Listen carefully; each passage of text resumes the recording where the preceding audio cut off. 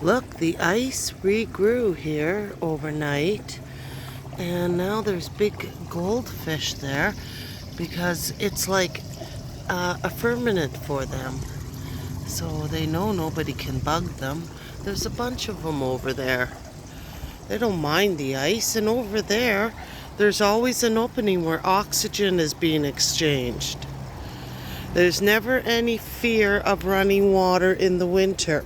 Some of the best fishing comes from the Niagara region, where they have non-stop gushing waterfalls, and some of the best fishing comes from there, okay? From cold water species like koi and goldfish. They're cold water species. They're either cold water or tropical. There's no in between, okay? So koi and goldfish are cold water. They're not medium water where, oh, we got to keep them at room temperature. No, they need to have a period of ice cold water in the winter to keep the diseases down, like the other wild cold water fish in Canada, right? Okay, I know all about fish, how they get sick in Canada, and they taste terrible in the summer when the water's too warm in a shallow lake, but if you catch them in the middle of the winter from an ice hole, they're fresh and disease-free.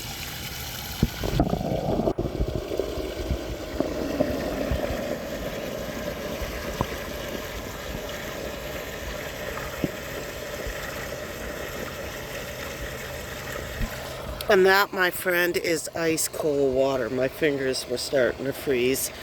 And it runs fast. Not as fast as the Niagara, but it runs fast. It keeps the koi well oxygenated, okay? There's no such thing as super chilled water, okay? It's gonna reach maybe close to zero, and that's it. Because it freezes, it creates ice if it gets any lower, so you'll get an ice covering. Super chill water can only happen in the atmosphere or a laboratory. You have to have super pure water. There can be no salts, no minerals, no nothing. Okay, and that is not your pond. Your pond is not a super pure water. It's filled with minerals, salts, or whatever comes out of the tap. You cannot super chill tap water. It's impossible. So your water is not going to get any colder. And the fish are cold water fish, the koi and the goldfish. They're well adapted to cold water.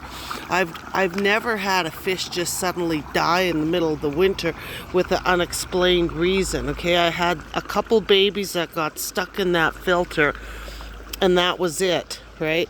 And I've been keeping them outside since 1991.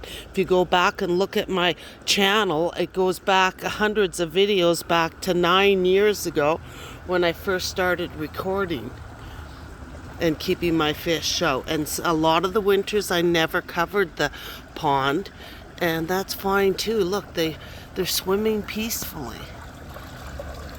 There's no cause for alarm. They actually look very peaceful under the ice. Under the ice in Canada.